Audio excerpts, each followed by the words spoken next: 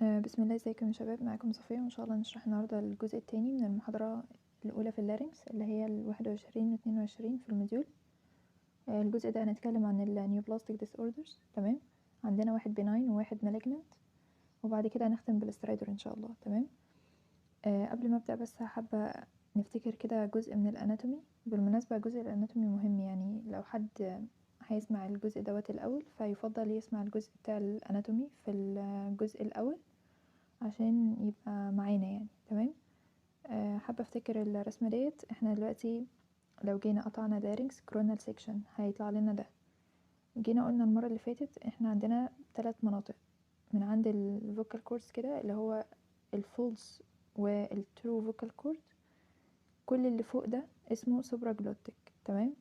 واللي ما بين الفوكال كورد ده هو الجلوتيك اريا، وكل اللي تحت الفوكال كورد فاسمه سب جلوتيك اريا. تمام كده. طيب، هو احنا يعني مش مطالبين نعرف الترو جاي منين والفولس جاي منين، بس عادي ممكن نقولها يعني. الفولس فوكال كورد جاي من ثيكنينج في الاريق بجلوتيك ليجامنت. تمام، يعني هو عمل ثيكنينج كده فكون الفولس فوكال كورد. والترو فوكال كورد بتاعنا جاي من ثيكنينج في الكريكو ثايرويد ليجامنت. تمام، ولكن احنا مش مطالبين، يعني احنا مش عايزين نعرف اناتومي، بس نبقى عارفين الحاجات الاساسيه يعني. خلاص كده.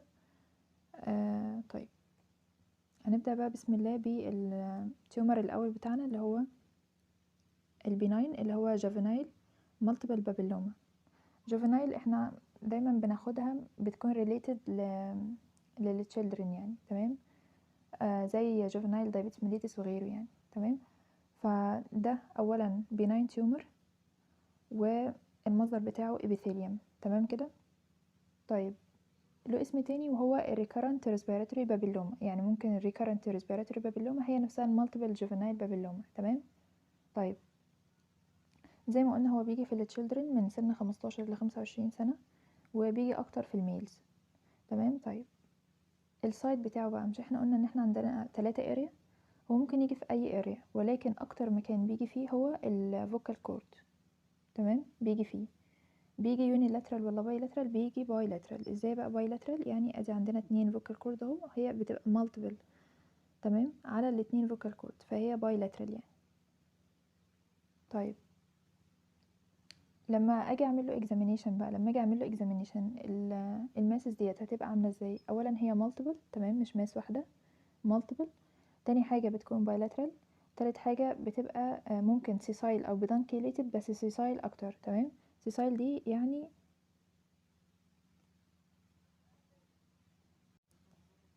يعني ليها برود بيز. تمام، انما بدانكيليتد ليها زي عنق كده. خلاص كده. طيب، ولونها بيكون بينك ان كلر، وبتبقى لوبيوليتد، فيها لوبيولز كتيره، وبتبقى عامله زي الورد. تمام كده. بس ده لما اعمله اكزامينيشن. طيب، ايه هي بقى السيمتوم اللي هتيجي على الطفل ده؟ يعني اهل العيان ده او اهل التشايلد ده هيجيبوه لما يظهر سيمتوم.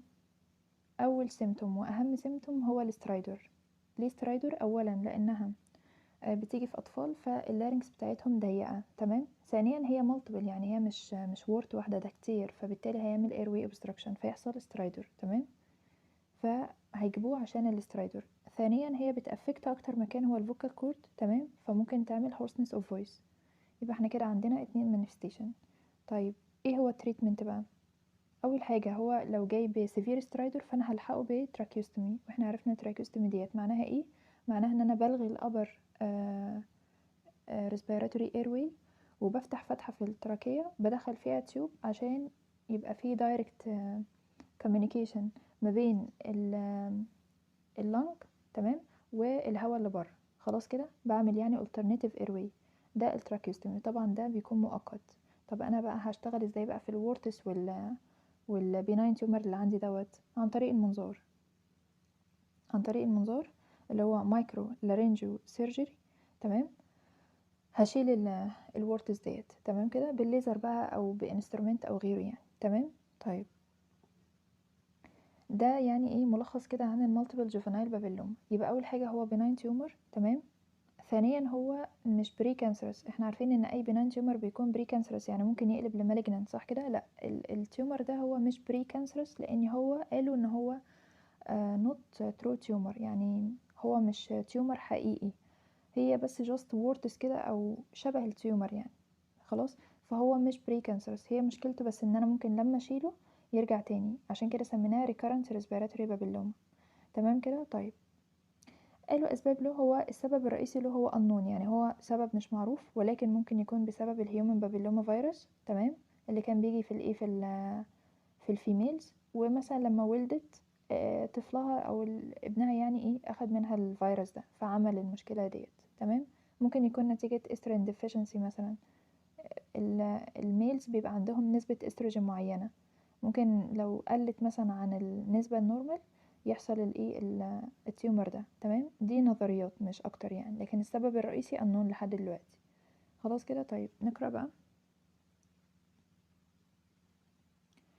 اول حاجه هو الايدج بتاعه هو من 15 ل 25، او من 5 ل 15 اقصد. انا تقريبا قلتها الاول 15 ل 25، لا هي من 5 ل 15 في الاطفال. تاني حاجه هي بتيجي بسبب الهيومن بابيلوما فيروس، لكن السبب الرئيسي unknown. السايت هي بتيجي اكتر مكان في الفوكال كورد، ولكن هي ممكن تيجي في اي مكان يعني، خلاص. طيب السيمتوم بقى hoarseness of voice، ولكن still السيمتوم الرئيسي هو السترايدر، خلاص، وعرفنا ليه. طبعا هي بتكون بايلاترال ومالتيبل ولونها بينك، وبتبقى سيسايل او بدانكيليتد بس سيسايل اكتر، وبتبقى لوبيوليتد، وبتبقى عامله زي الوردز كده، تمام. طيب بالنسبه بقى للتريتمنت، عن طريق المنظار بنشيلها بالليزر اهم حاجه، يعني ممكن ليزر وممكن باي حاجه تانية، بس الليزر اكتر يعني احسن حاجه ليه، عشان يمنع ريكارنسي. هو دلوقتي مش هيخليها يعني تيجي تاني، خلاص. لو الشخص جاي مع سيفير سترايدر بعمله تراكيوستومي، ولو هو مثلا حصل بسبب الهيومن بابيلوما فيروس بدي انتي فايرال زي الانترفيرون او الاسايكلوفير، خلاص. ده بالنسبه لموضوع المالتيبل بابيلوما اللي بيجي في التشيلدرن، تمام. وقلنا ان هو not precancerous، خلاص كده، عشان هو not true tumor، ماشي، يعني ما ينفعش يقلب malignant، تمام. وموضوع بسيط. نيجي بقى على المالجنانت تيومر، وهو السكويموس سيل كارسينوما. السكويموس سيل كارسينوما هو اشهر، هو الكومونست مالجنانت تيومر اللي بيجي في اللارynx، تمام، بل هو اشهر مالجنانت تيومر بيجي في الهيد والنك، تمام. ونسبة حدوثه في الجسم ككل 1%، يعني دي نسبة مش قليلة، خلاص. فهو مشهور جدا في اللارynx، هو اشهر حاجة ممكن تيجي في اللارynx، تمام. وعلى مستوى الهيد والنك بيجي بنسبة 30%، وعلى مستوى التوتال بادي بنسبة 1%. فطبعا هو يعني الانسيدنس بتاعه هاي جدا، خلاص. طبعا هو بيجي في الرجالة، تمام، بس فوق 50 سنة، تمام، بنسبة 10 إلى 1، يعني من كل 10 ميل بس واحدة فيميل، فهو أكتر في الرجالة يعني، خلاص. طيب بيجي فين بقى؟ ممكن يجي في أي مكان برضو، بس أشهر مكان منطقة الجلوتيك اللي هي ما بين التو فوكال كوردز، تمام، أو منطقة الفوكال كورد، يعني هي منطقة الجلوتيك اريا، بيجي بنسبة 70%، تمام. وممكن يجي فيه السوبرا جلوتيك بنسبة 25%، وممكن يجي فيه منطقة السب جلوتيك بنسبة 5% بس، تمام. وده طبعا حاجة كويسة، يعني هو بيجي فيه الجلوتيك بنسبة 70%، وده بالمناسبة بيكون good prognosis. ليه بقى good prognosis؟ لان منطقة الجلوتيك اريا ديت ملهاش lymphatic drainage، تمام، فبالتالي هي مفيش lymph node metastasis، على عكس بقى منطقة السوبرا جلوتيك اللي هي بتيجي فيها بنسبة 25% من الناس، تمام، بتبقى المنطقة ديت فيها lymph node بطريقة مش طبيعية، تمام، بنسميها silent area، خلاص. فبيحصل في 50% من الحالات اللي بيبقى عندهم سوبرا جلوتيك، تمام، lymph node metastasis، فطبعا ده bad prognosis، خلاص. طيب السب جلوتيك بقى اللي هي بتيجي بنسبة 5% بس، ده اوحش prognosis. ليه؟ لان السب جلوتيك هي منطقة تحت اهي، هي دي سب جلوتيك، تمام، هي قريبة من الكيركويد كارتليج، مش احنا المفروض ان الكيركويد كارتليج تحت وبعد كده التراكية بقى وننزل على البرونكاي واللنج والكلام ده، هي قريبة من الكيركويد كارتليج. اولا ممكن يحصل invasion للكيركويد كارتليج، ثانيا ممكن يحصل invasion للبارا تراكية lymph nodes، تمام، تخرج بره اللارynx اصلا وتعمل بقى distant metastasis وغيره، تمام. فمعنى ان هي تيجي بنسبة 70% في منطقة الجلوتيك فده حاجة كويسة جدا، لان منطقة الجلوتيك ما فيهاش ليمف نود، تمام كده، فبالتالي البروجنوسيس بتاعها بقى كويس. ده بالنسبة للايه، بالنسبة للسايت. طيب يبقى اول حاجة الانسيدنس هو commonest malignant tumor في اللارynx، تمام، وهو commonest برضو في الايه في الهيد والنك، يعني حوالي 30% او 35. الايدج في الميل اكتر من 50 سنة، النسبة ما بين الميل والفيميل 10:1. وبالنسبة للسايت هو بيجي في الجلوتيك اكتر مكان 70%، وسوبرا جلوتيك 25، وستاب جلوتيك 5%، وعرفنا مين احسن من مين، تمام. طيب بالنسبة بقى للاتيولوجي، اول حاجة في فاكتورز كده بتساعد على حدوث السكوما سيل كارسينوما. طبعا الكانسر لارynx بيجي اكتر حاجة عند الناس اللي هي المدخنة، تمام، عند السموكرز يعني. فالبريديسبوزنج فاكتور اول حاجة سموكينج، تمام. تاني حاجة الكحول الفيبر بتاع الكحول بيأثر على اللارynx، بيعمل irritation للميكوزا بتاعة اللارynx، فبالتالي بيعمل سكوما سيل كارسينوما. والكحول لو هيعمل كانسر لارynx اكتر مكان بيعمل فيه هو السوبرا جلوتيك، لان السوبرا جلوتيك دي هي اللي بتكون ورا البيس بتاع الطنج على طول، فهو بيشرب كحول من هنا، فالفيبر بتاعه هيأثر على اكتر مكان اللي هو سوبرا جلوتيك، تمام. وممكن السموكينج مع الكحول، وطبعا ده بيزود الانسيدنس جدا. في كمان الجاسترو استوفيجيال ريفلكس، الجاستريك اسيد لما بيطلع من المعدة على الاسوفيجاس ممكن يعمل irritation للميكوزا بتاعة اللارynx، لان الميكوزا بتاعة اللارynx ضعيفة، فبالتالي الاسيد ده ممكن يعمل لها irritation ويغير الميكوزا ديت او ميكوزا الابيثيليوم، يخليها malignant، تمام. فالجاسترو استوفيجيال ريفلكس لما عملوا ابحاث على الناس اللي عندهم لانه في high incidence لحدوث الكانسر لارynx، خلاص. ده بالنسبة للبريديسبوزنج فاكتور. طيب في حاجات ممكن تكون بناين وتقلب مالجنانت، تمام، زي الليكوبليكيا، بتكون عبارة عن وايت باتشز كده، بس بيبقى معاها انتكت بيزمنت ممبرين، ممكن تتحول لمالجنانت، فدي بري كانسرس، تمام. تاني حاجة الادلت سنجل بابيلوما، تمام، البابيلوما اللي احنا لسه واخدينها في الاطفال ما ينفعش تبقى بري كانسرس، تمام. اما الادلت بابيلوما دي بتبقى سنجل اولا، ثانيا بري كانسرس، خلاص كده، فلازم تتشال فورا. ده بالنسبة لي predisposing factor والبري كانسرس ليجن، تمام.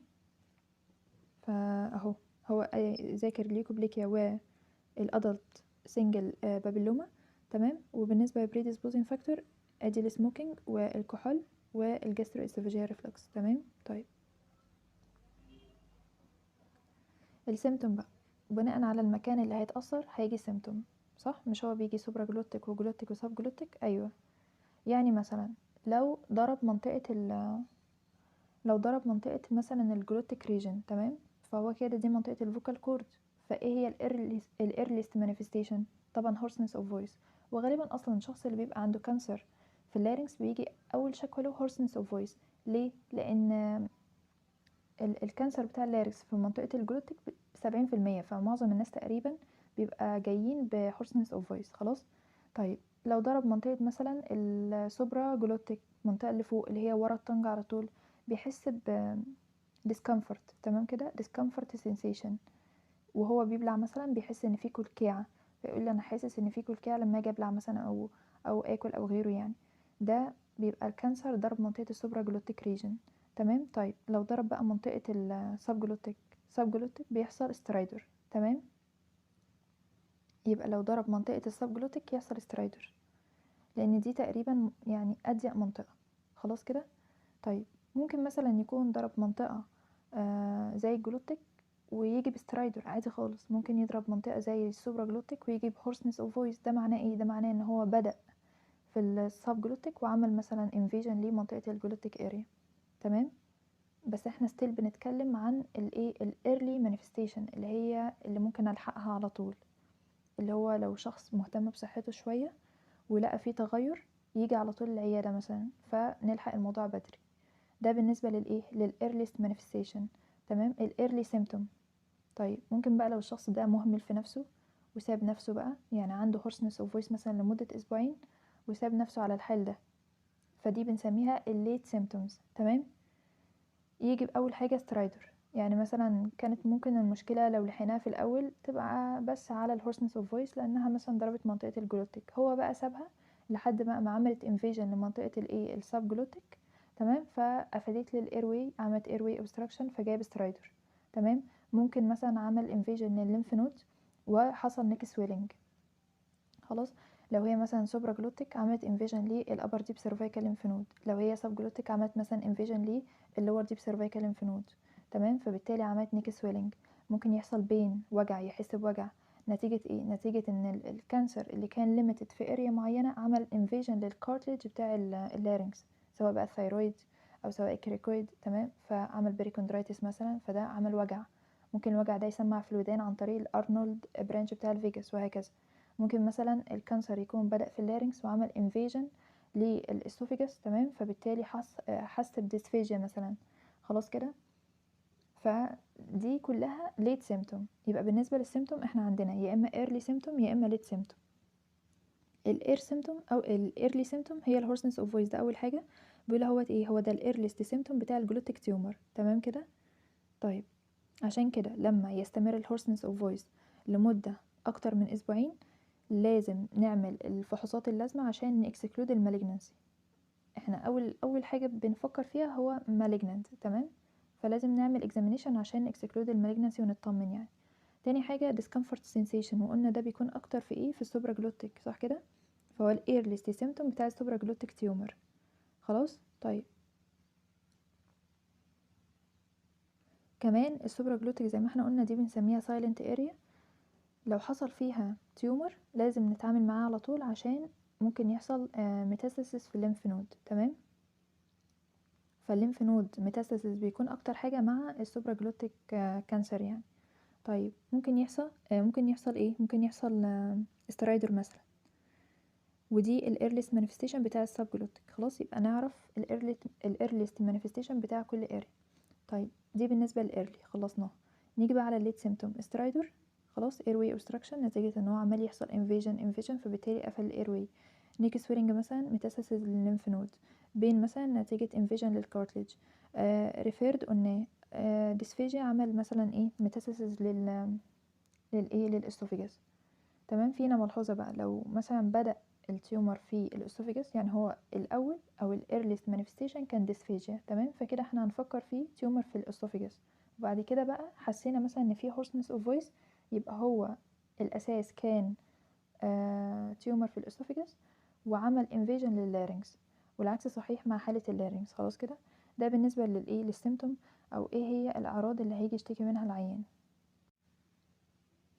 طيب بالنسبة بقى للساين، انا لما اعمل له اكزامينيشن، لما اعمل له اكزامينيشن عن طريق ايه؟ مثلا المنظار او كده، اللي هو الرينجسكوب اكزامينيشن، طبعا هشوف الماس اللي هو التيومر ده. التيومر ده ممكن يكون نودولر، ممكن يكون كولي فلاور، ممكن يكون ألسر، يعني في اي صورة. طيب كمان لازم اتاكد من الموبيليتي بتاع الفوكال كورد، تمام. كان دكتور مساعد بيقول نقول له قول تقريبا ايه او كده، تمام. نشوف الموبيليتي بتاع الفوكال كورد، لان هو ممكن يعمل انفيجن للمصل بتاع الفوكال كورد فبالتالي ما يبقاش فيه موبيليتي، يبقى فيكسد. فمعنى ان هو يبقى موبايل يبقى احنا كده لسه في البدايه، فممكن نلحق الايه المشكله دي بدري. معنى ان هو بقى في فيكسيشن يبقى كده احنا ليت، تمام. فمهم جدا نشوف الايه الموبيليتي. كمان بنعرف من خلال المنظار السايت، هل هو ليميتد بس لمنطقه واحده، ولا عمل انفيجن لمنطقه تانية، ولا عمل انفيجن لكارتليج ولا غيره. طيب بنعمل كمان نيك اكزامينيشن عشان نشوف هل في بالبيبل ليمف نود ولا لا، تمام. حاسين ان في ليمف نود يبقى كده في راح للليمف نود يعني. واكتر مكان قلنا السوبرا جلوتيك لان فيها ليمف نود كتيره جدا، دي سايلنت اريا، خلاص كده. ده بالنسبه للايه للاكزامينيشن. فهو بيقول اهوت عن طريق المنظار بنشوف في ماس، الماس ديت ممكن تكون لوبيليتد، ممكن تكون ألسر، ممكن تكون كولي فلاور او غيره يعني، تمام.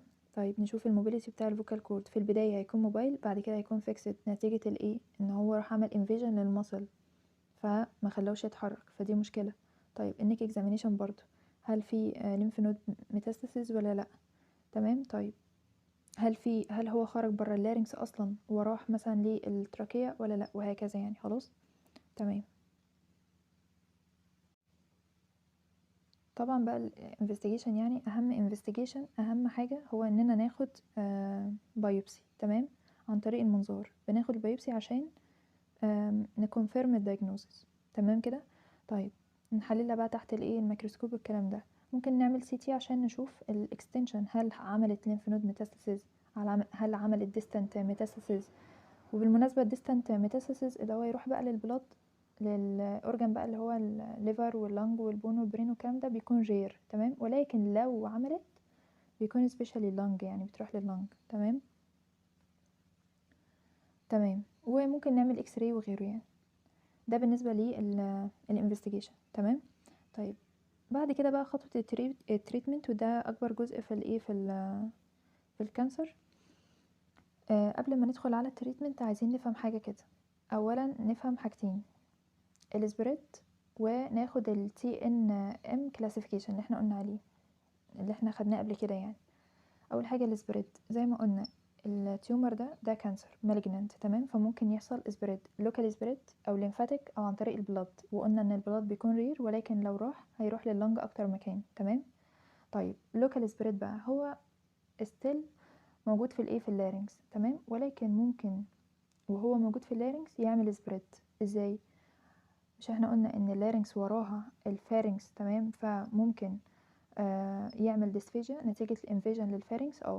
طيب ممكن كمان يروح لقدام للتنج، يعمل انفيجن للبيز بتاع التنج، تمام.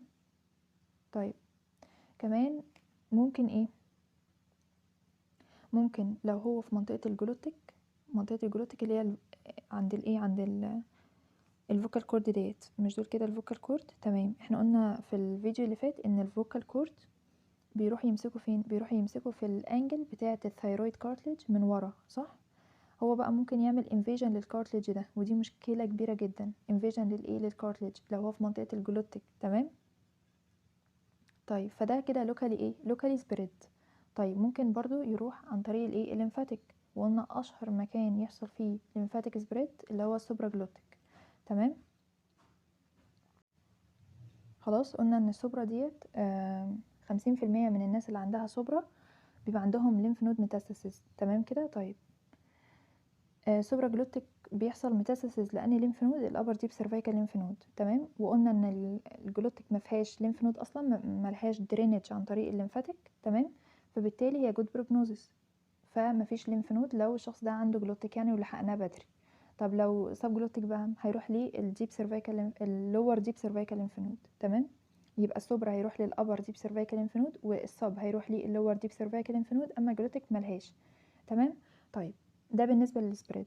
تاني حاجه عايزين نعرفها قبل ما ندخل على التريتمنت، ان احنا عندنا في TNM كلاسيفيكيشن. يعني ايه بقى التي؟ يعني البرايمري تيومر، ان هو ليميتد للمكان اللي هو فيه، ما راحش بقى ولا عمل ليمف نود ولا راح عمل ايه، عمل ديستانت ميتاستاسيز، خلاص. فده نقدر نلحقه. طيب الان معناه ان هو راح عمل ليمف نود ميتاستاسيز، برضو نقدر نلحقه. لكن بقى لو عمل ديستانت ميتاستاسيز وان كان رير، ده خلاص بقى احنا مش هنلحقه، احنا بس هنقلل السيمتوم اللي عنده، تمام. ونستنى لحد ما ربنا يريحه يعني، خلاص، تمام. التي اللي هو برايمري تيومر، في عندنا تي 1 و2 و3 و4. تي 1 معناه ان هو limited ل1 area، تمام، ومفيش invasion، في موبيليتي في الايه في الفوكال كورد، فده كده كويس جدا. تي 2 معناه ان هو راح لمكان تاني، يعني هو كان في منطقة معينة سوبرا مثلا وراح لمنطقة الجلوتيك، خلاص، فحصل اكستنشن لمكان تاني، بس ستيل الفوكال كورد موبايل. طيب تي 3 ده معناه ايه؟ معناه ان في فيكسيشن في الفوكال كورد نتيجة انفيجن في المصل بتاع الفوكال كورد، تمام. طيب فده وحش. تي 4 حصل بقى انفيجن للكارتليج وخرج بره اللارynx اصلا، تمام. يبقى 1 و2 يعني كويسين شوية، 3 مش كويس و4 مش كويس. ده هيفرق معانا في العلاج، خلاص كده. طيب نيجي بقى على العلاج. انا بعالج زي ما قلنا لحد lymph node metastasis، لكن بقى عملت لي بقى blood spread وراحت بقى لأماكن تانية، أنا مش بعالج، أنا بدي palliative treatment، اللي هو أنا بريح العيان، تمام، لحد ما خلاص يموت يعني. فالتريتمنت اللي احنا هنتكلم عليه دلوقتي هو التريتمنت اللي آخره lymph node metastasis، تمام. طيب انا بعالج بايه بقى؟ يا اما اعالج بيه راديوثيرابي، يا اما اعالج بيه سيرجيكال، تمام، او اعالج بالاتنين مع بعض، تمام. طيب امتى استخدم الراديوثيرابي؟ مع تي 1 وتي 2، تمام كده، تي 1 وتي 2، وما يكونش فيه ليمف نود ميتاستاسيز. خلاص كده يعني الموضوع بيخلص على طول. راديوثيرابي اموت الايه او ادمر الماس ديت ومفيش معاه ليمف نود ميتاستاسيز، فخلاص المشكله اتحلت. تي 1 وتي 2 وزاوت ليمف نود ميتاستاسيز.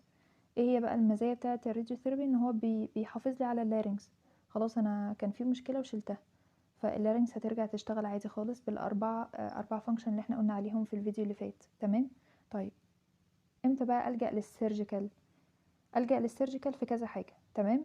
عندنا اول حاجه الماس ديت انا عايزه اشيلها سيرجيكالي، تمام كده، عن طريق مثلا ايه الليزر، بالمنظار كده وبالليزر اشيلها. خلاص، برضو ده هيكون تي 1 وتي 2 زي بالظبط الراديوثيرابي، تمام. بس انا هشيلها بقى، مش هدمرها بالراديشن، لا انا هشيلها بالليزر مثلا. برضو ده indicated في تي 1 وتي 2، وبرضو بيزود lymph node metastasis، ونفس الحوار بيحافظ لي على الفانكشن بتاعه اللارynx. خلاص، عشان كده قلنا ان تي 1 وتي 2 سهل التعامل معاهم يعني، خصوصا كمان لو مش معاها lymph node metastasis، تمام. طيب ده اول حاجه اللي هو surgical excision. انا ما اثرتش على اللارynx في حاجه، انا ما قطعتش جزء من اللارynx، انا بس شلت الايه الماس اللي عندي ديت. طيب تاني حاجه في السيرجيكال ممكن partial لارينجوتومي. يعني ايه؟ يعني انا اقطع جزء بس من الايه من اللارينكس، تمام، اقطع جزء من اللارينكس.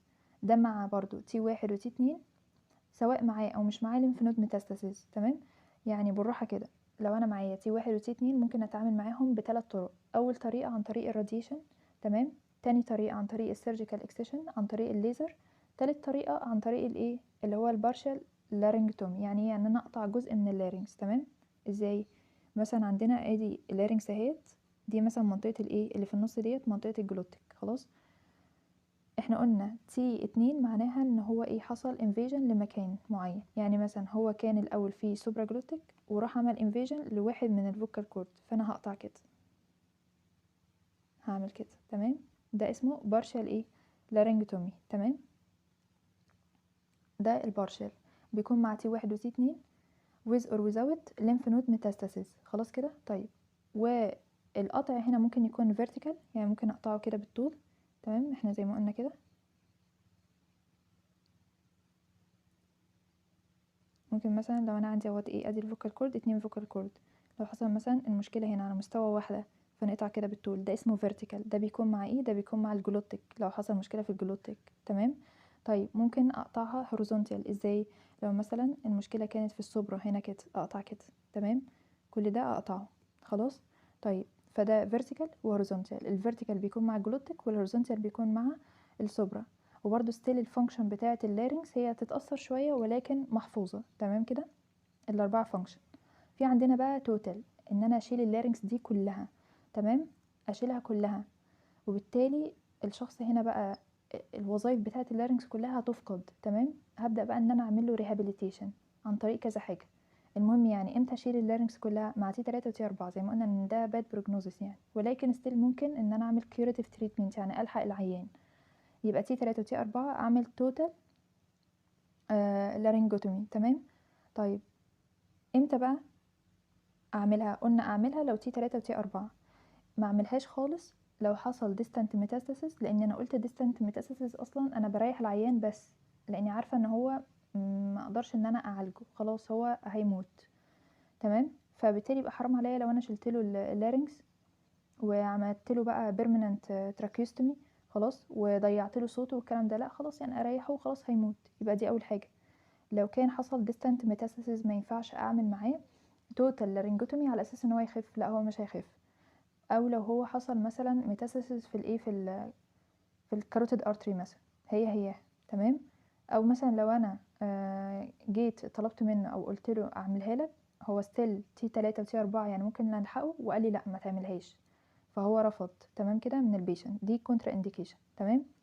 قلنا في الحاله ديت انا بفقد الوظيفه بتاعه الايه بتاعه اللارynx، فبلوس الفانكشن. تاني حاجه ان انا العيان خلاص انا دمرت له اللارynx بتاعته، تمام، فالاير واي هيقف، فاعمل له ايه؟ اعمل له تراكيوستومي. وقلنا التراكيوستومي ديت انا ببايباس الايه الابر ريسبيريشن يعني النوز بقى مش هتبقى شغالة، تمام، فمش هيحس بالايه يعني مش هيتنفس عن طريق النوز، ويحصل مثلا recurrent infection كتير، تمام، وكل اللي فوق ده هيلغى. يعني هعمله بقى اللي هو permanent tracheostomy، هيبقى عايش التراكية بتاعته مفتوحة على الشارع، تمام، فبالتالي مش هينفع يستحمى، مش هينفع يعمل swimming وغيره، يعني خلاص ممكن يغرق، يعني ممكن المية تدخل لللنج ويغرق، فطبعا ليها حذر كبير جدا يعني، ولكن ستيل ممكن نلحق العيان بالطريقة ديت، تمام. يبقى عشان ما نطولش دلوقتي، انا عايزة اعالج، استغفر الله العظيم يا رب، انا عايزه اعالج المشكله ديت. هعالجها يا اما عن طريق الراديوثيرابي يا اما عن طريق السيرجيكال. الراديوثيرابي لو تي 1 وتي 2 وزاوت ليمف نود ميتاستاسيس، وده مهم ان هو بيحافظ لي على الفانكشن، تمام. سيرجيكال بقى في عندنا تقريبا 4 طرق. اول طريقه ان انا اشيلها بالليزر في تي 1 وتي 2 وكده انا بحافظ على الفانكشن. تاني طريقه ان انا بعمل بارشل لارنجوتومي برضو تي 1 وتي 2، سواء بقى فيرتيكال او هوريزونتال، وقلنا الفيرتيكال مع الجلوتيك والهوريزونتال مع السوبرا، وده برضو بيحافظ على الفانكشن. الوحيده اللي ما فيهاش حفاظ على الفانكشن هي الايه التوتال، وقلنا ايه هي الانديكيشن والكونترا انديكيشن. فنقرا كده دلوقتي تريتمنت. ادي الراديوثيرابي امتى؟ مع تي 1 وتي 2، تمام. معنى ان في تي 1 وتي 2 يبقى في موبيليتي في الفوكال كورد، تمام. بعد كده الادفانتجز ان هو بيحافظ على الوظيفه بتاعه اللارynx سليمه، اللي احنا قلنا عليهم الاربعه: بروتكشن وريسبيريشن وفونيشن وفيكسيشن، تمام. طيب دي اول حاجه.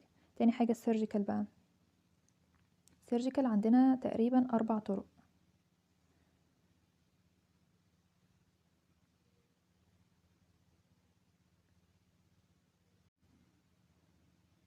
طيب ايه هي بقى الاربع طرق؟ اول طريقه اللي هي عن طريق الايه المنظار، بشيلها بالليزر، تمام. بعمل ايه اكسيشن يعني، ده بيكون في تي 1 وتي 2، ما بيكونش معايا ليمف نود ميتاستاسيس، تمام. بشيلها عن طريق الايه الليزر، والادفانتجز ان انا بحافظ على الفانكشن سليمه. طيب البارشل ده بيكون برضو مع تي 1 وتي 2، سواء معاه ليمف نود ميتاستاسيس او مش معاه. وفي عندي نوعين، يا اما فيرتيكال يا اما هوريزونتال، وعرفنا الفيرتيكال مع ايه والهوريزونتال مع ايه، والادفانتجز سليمه، بنحافظ على الفانكشن، تمام. طيب التوتال بقى امتى؟ مع تي 3 وتي 4 اهو. التوتال بيكون مع ايه؟ بيكون مع تي 3 وتي 4، ده معناه ان في فيكسيشن في الفوكال كورد، صح كده؟ تمام، مفيش موبيليتي. طيب الكونترا انديكيشن لو حصل ديستانت ميتاسيس، لانه كده كده هيموت، فانا مش هعذبه بقى وهو عايش. ثانيا لو حصل مثلا انفيجن في الايه في الكاروتيد، خلاص. طيب بعملها ازاي؟ طيب العمليه دي بقى بتحصل ازاي؟ او انا بعمل توتال لارنجوتومي، تمام. فبالتالي انا كده بلغي الايه الابر ايروي ده، تمام. فنتيجة لكده لازم اعمل بيرمننت تراكيوستومي، خلاص، عن طريق ان انا بفتح الايه التراكية على الشارع عشان ادخل ايه هوا لللنج. فبالتالي انا كده تخليت عن الفانكشن بتاعه النوز والفانكشن بتاعه الايه بتاعه اللارynx. الفانكشن بتاعه النوز اللي هو الايه السميل سensation فقدته، تمام اهو. وتاني حاجة البروتكتيف فانكشن بتاعة النوز، انها كانت مثلا لو الهواء فيه بولوشن مثلا او اتربة او كده، هي كانت بتخرجه، فانا فقدتها. فبالتالي هيحصل ايه؟ هيحصل recurrent chest infection، الهواء بيجي من بره على طول، في بولوشنز على اللنج، فبالتالي يحصل infection. كمان فقدت الوظيفة بتاعة اللارynx. الريسبيراتوري مثلا عن طريق ايه؟ عن طريق ان كانت الفوكال كورد بيحصل لها ابدكشن، تفتح فتدخل هواء انسبيريشن، وهكذا. فانا فقدت ده. تاني حاجه الفونيشن، الصوت. احنا قلنا نغمه الصوت بتحصل مع اهتزازات الفوكال كورد مع الاكسبيريشن، مفيش اصلا ولا فوكال كورد ولا فيه لارynx، فبالتالي الصوت هفقده. بعوض ده عن طريق الريهابيليتيشن. بعد ما اعمل العمليه بيجي بقى اللي هو الايه اللي هو اخصائي التخاطب وكده، يعلم البيشنت ازاي يتكلم بطرق تانية بقى، بس هي مش افكتيف خالص، تمام. لا تقارن طبعا بالايه بالطبيعي يعني. عن طريق ان هو ايه يملأ الاستمك بتاعته هواء، ويعمل forced expiration فيتكلم، والكلام بتاعه هيكون مبحوح جدا يعني. وبعد كل كلمتين هيستنى ان هو يملأ الاستمك بتاعته هواء ويعمل expiration عشان يتكلم كلمتين كمان، وهكذا. او عن طريق ان هو يستخدم electronic devices، تمام، اجهزة الكترونية. جهاز الكتروني كده بيتشحن ببطارية ويحط على رقبته، يعمل vibration فيخليه يتكلم، خلاص. طيب كمان بيخليه يفقد وظيفة الايه وظيفة الفيكسيشن، تمام. مش هيقدر ان هو يشيل اثقال او هيفقد الايه الديفيكيشن والكلام ده. طيب والبروتكتيف فانكشن كمان هيفقدها. ليه؟ لان قلنا ان اللارynx بتحمي دخول الايه الميه لللنج. خلاص انا ما عنديش لارynx، فبالتالي ما ينفعش ان هو اولا يسويم، ما ينفعش ينزل مثلا حمام سباحه ولا حاجه، لان ممكن يغرق، الميه تدخل من خلال التراكيوستومي دوت لللنج فيغرق. خلاص دي كلها disadvantages يعني. تمام، يبقى احنا كده خلصنا الايه، خلصنا السيرجيكال تريتمنت. تمام. لو حصل بقى ليمف نود ميتاسيسز، وقلنا اكتر مكان هو السوبرا جلوتيك عشان ده سايلنت اريا بيبقى فيه ليمف نودز كتيره، بعمل حاجه اسمها راديكال نيك ديستكشن، يعني بشيل الليمف نود الموجوده في الايه في النيك يعني. خلاص طيب يعني ايه راديكال نيك ديستكشن؟ بشيل كل الليمف نود اللي موجوده في الرقبه من اول المندبل لحد الكلافيكل، وبشيل معاها الاسترنوماستويد ماسل والانترنال جاجولار فين والاكسسوري نيرف. خلاص ده radical neck dissection. يبقى احنا كده ببساطة يا اما هنشتغل راديوثيرابي، وده بيكون مع T1 و T2 وزود lymph node metastasis، تمام، وده كويس جدا، وده بيبقى في الاول early يعني. او نشتغل سيرجيكال بقى عن طريق الاول حاجه ان انا اشيل الايه الماس ديت بالليزر T1 و T2 برضو نفس بالظبط الايه راديوثيرابي، او عن طريق ان انا اعمل بارشل لارنجوتومي بيكون مع T1 و T2 تمام، بيكون معاه lymph node metastasis او مش معاه. تمام. او ان انا بعمل بقى توتال لارنجوتومي، وفي الحاله دي انا بفقد الوظيفه بتاعه اللارنكس مع T3 و T4. خلاص. او ان انا اعمل ايه راديكال نيك ديسكشن لو في lymph node metastasis. طيب البروجنوزس بقى زي ما قلنا الجلوتيك تيومر بيكون جود بروجنوزس، والسوبرا بقى والصب بيكون باد بروجنوزس. ليه جلوتيك جود بروجنوزس؟ عشان ما فيهوش اصلا lymph node metastasis، صعب يعني يحصل lymph node metastasis. تمام. ده بالنسبة لموضوع الايه النيوبلاستيك. نيجي بقى على الموضوع اللي هو بتاع الاسترايدر، وسيبناه في الاخر عشان ده مجرد سيمتوم يعني، فلازم ناخد الديزيزز وبعد كده ايه نلم بقى بالاسترايدر يعني، هو بسيط خالص ان شاء الله. فانا شايفه ان ده ترتيب منطقي من وجهة نظري يعني. اول حاجه يعني ايه استرايدر؟ زي ما قلنا استرايدر ده اللي هو واحد بيتخنق، تمام، نتيجه airway obstruction، والobstruction ده زي ما قلنا هو partial obstruction. تمام. بيعمل صوت، الصوت ده بيكون صوت مسرسع رفيع فبيكون high pitched. تمام. على عكس بقى الايه السنورنج مثلا. خلاص. فالاسترايدر هو عبارة عن ايه؟ هو عبارة عن هارش هاي بيتشد ساوند، تمام، نتيجة مشكلة في الاير واي. تمام. طيب ده عكس الايه، عكس الاستريتور. الاستريتور اللي هو السنورنج بيكون لو بيتشد ساوند. تمام كده. وبتكون المشكلة في النيزوفارينكس او الهايبوفارينكس. خلاص. اما الاسترايدر بتكون المشكلة في اللارينكس بقى والتراكية والكلام ده. طيب زي ما قلنا ان هو 3 انواع، يا اما inspiratory يا اما expiratory يا اما biphasic. ازاي؟ ده مثلا هعتبرها الايه التراكية، ومعلش ده كده اللارynx، وبعد كده ادي التراكية، وبعد كده دي البرونكاي. تمام. طيب كنا قسمنا دي ل3 مستويات، كنا قلنا ان ده سوبرا جلوتيك وده سب جلوتيك، ودي كده ايه الجلوتيك اريا، وقلنا ان دي التراكية وادي البرونكاي. تمام. لو المشكلة مع الانسبيريشن يبقى هتاخد معايا الجلوتيك والسوبرا جلوتيك. خلاص. لو المشكلة مع الاكسبيريشن يبقى المشكلة هتبقى مع البرونكاي. تمام. والديستال بارت من الايه من التراكية. طب لو هي باي فيزيك بقى هتاخد الايه المنطقة المتبقية ديت اللي هي السب جلوتيك والبروكسيمال بارت من التراكية. خلاص. ده بالنسبة لايه، ده بالنسبة للتايبس. طيب الشخص اللي هو مخنوق ده بتظهر عليه اعراض طبعا.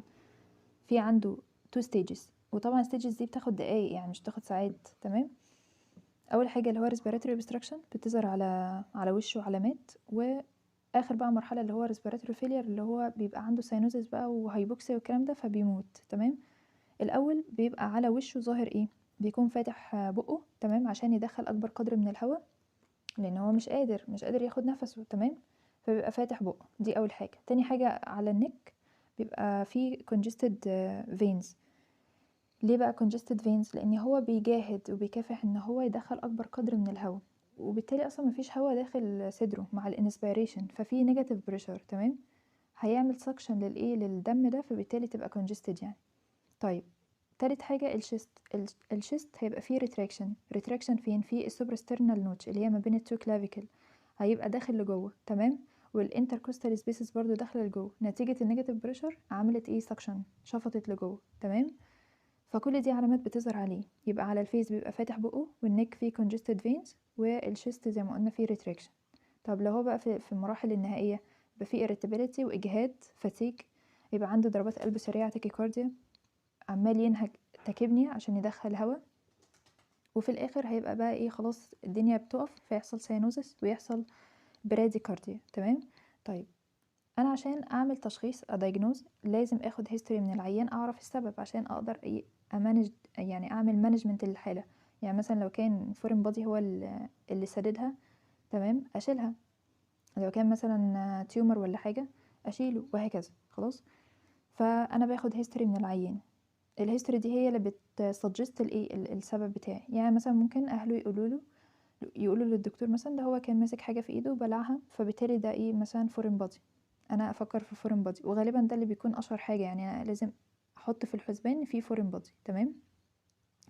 ممكن مثلا يكون طفل رضيع ولا حاجه، واخد هيستوري من مثلا من اهله ان هو بعد في البرس يعني كان عنده سترايدر. تمام.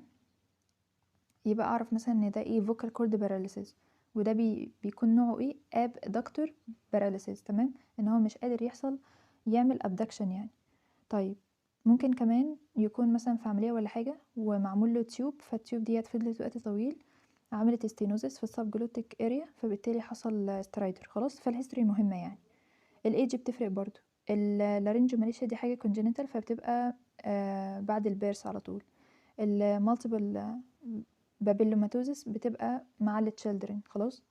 فلو تشيلدرن وعنده سترايدر افكر في الايه الجوفينايل مالتيبل بابيلوماتوزس. خلاص. طب الديوريشن بتفرق. لو هي حاجة acute يبقى ده على طول ايه acute مثلا disease زي الاكيوت laryngitis او laryngo tracheobronchitis. لو هي حاجة بقى slowly progressive يبقى ده ايه، ده tumor. تمام. طيب البوزيشن بيفرق. مثلا لو مامته جت وقالت انا لما بحط البيبي مثلا على في البرون بوزيشن بيتحسن، يبقى اعرف على طول ان دي لارنجوماليشيا، وهكذا. خلاص. طيب كمان بقى يعني بيقول ايه، بيقول ان اللارنجايتس بيبقى معاه hoarseness of voice. زي ما قلنا ان اللارنجايتس بعد اي دور برد بيبقى معاه hoarseness of voice، يعني other manifestation يعني بتصاحب الايه السترايدر. مثلا الاكيوت ايبيجلوتايتس زي ما قلنا ان الايبيجلوتس بيبقى ملتهب فبيبقى فيه هوت بوتيتو فويس، بيبقى معانا ديسفيجيا واودينوفيجيا. خلاص. طيب المالتيبل بابيلوماتوسيس بيبقى معاه hoarseness of voice، بس ستيل المين سيمتوم هو السترايدر. تمام. دي حاجات بقى بتساعدني يعني ان انا اوصل للسبب بسرعه. عشان اعمل examination طبعا لازم اولا اوصل ايه، اشوف من خلال الانسبكشن الحاله الجايه لي ديت هل هي في مرحله الاوبستراكشن ولا خلاص هي بتخلص، عن طريق بقى ابص لوشه مثلا اشوف هو فاتح بقه. تمام. اشوف فيه congested veins، اشوف فيه irritability tachycardia tachypnea cyanosis كده يعني. طيب اشوف بقى هل هو خلاص دخل في بقى confused ولا يعني فقد وعيه خلاص شوكد بقى وخلاص بيموت. اشوف فيه فيفر. تمام. وهكذا. تمام. طيب كمان في الاشخاص اللي بتبقى جايه في البوزيشن ده. تمام. جايين فاتحين بقهم عشان يدخلوا اكبر قدر من الهواء يعني. ولو بيبي صغير هيبقى ايه برون بوزيشن بيحسن، مامته جايباه في البرون بوزيشن يعني، او بتقول ان هو لو حطيته في البرون بوزيشن بيتحسن. تمام. طيب فده برضو بيساعدني ان انا اوصل للدايجنوسيس، اوصل للحاله بتاعتي. ممكن اعمل له اوسكالتيشن، ولكن مش بيتعمل بدكاتره الانت يعني، مش بيعملوها لان هم اصلا مش بيستخدموا السماعه، ولكن ممكن دكتور اطفال هو اللي يعمل اوسكالتيشن. طبعا يسمع يعمل اوسكالتيشن على النوز والماوس والنك عشان يشوف المكان اللي هو مقفول بالظبط. لو مثلا البيشنت دوت بياخد prolonged inspiration، تمام، بيطول في الانسبيريشن يبقى عنده مشكله في الانسبيريشن، يبقى كده في obstruction في السوبراجلوتيك اريا مثلا. طب لو بياخد expiration في وقت طويل، تمام، يبقى المشكله في الاكسبيريشن، يبقى كده في obstruction في البرونكاي. خلاص. طيب بالنسبه للايروفارنجيال اكزامينيشن في عندنا سندروم اسمه ايه، اسمه باير روبن سيكونس او باير روبن سندروم. ده شخص بيبقى مولود الماندبل بتاعه بيبقى قصير وراجع لورا، والطنج بتاعه بيبقى كبير. تمام. فبيبقى فيه obstruction، يعني هو راجع لورا فقافل الايروي، عمل obstruction airway. الشخص ده انا بتعامل معاه ازاي؟ الاول ان انا بعمل حاجه مؤقته كده، ان انا بدخل تيوب من خلال النوز بتاعته عشان اعمل احافظ على الاير واي. لحد ما اعمل بقى تراكيستومي او اعمل اي حاجه انها تصلح لي المشكله ديت، وبعد كده اعالج بقى الايه الاسباب. يعني مثلا المندبل بتاعه صغير اكبره شويه بعمليه معينه وهكذا، تمام، عشان اصلح المشكله ديت. ده بالنسبه لي الباير روبن سيكونس، واي حاجه مش مهمه اعتقد يعني. ممكن اعمل نيك اكزامينيشن لو الشخص اللي جاي لي دوت عنده مثلا شك في لودفيجز انجينا اللي احنا اخدناها في الايه الفرنجل ابسس في السبيسز، يعني فرنجل سبيس ابسس. كنا قلنا ان ممكن من الكومبليكيشن يحصل لارنجال اديما. الاديما طبعا تقفل الايه الاير واي، يحصل obstruction في الاير واي، فليه لا ممكن تعمل سترايدر يعني. الخلاصه يعني انا بقدر ايه من خلال الاكزامينيشن والهيستوري اوصل للسبب. لو لقيت مثلا ان السبب فورين بودي، اعمل ايه؟ اطلعها عن طريق المنظار، تمام، او ان انا اعمل لارينجو فيشر من بره، افتح واشيل الفورين بودي خلاص. طيب لو كان السبب عندي مثلا حاجة congenital زي مثلا اللي هو الايه سابجلوتيك ستينوزس او لارينجو ماليشيا، اظبط المشكله دي. لارينجو ماليشيا هي spontaneously بتتصلح، تمام. ستينوزس ادخل برضو واظبط الاستينوزس دوت عن طريق الايه المنظار بالليزر او من بره، تمام. المهم يعني مثلا لو لقيت فيه جوفنايل بابيلوماتوزس، ادخل واشيل الايه الماسس ديت، تمام. طيب لو كان بقى سيفير سترايدر اعمله ايه تراكيوستومي مؤقته لحد ما اعالج السبب، وبالتالي خلاص هيرجع طبيعي يعني، تمام. دي كده المحاضرة خلصت، وانا عارفة ان هي محاضرة بجد صعبة يعني، او مش صعبة يعني، رخمة شوية، فربنا معانا ان شاء الله، وشكرا جدا.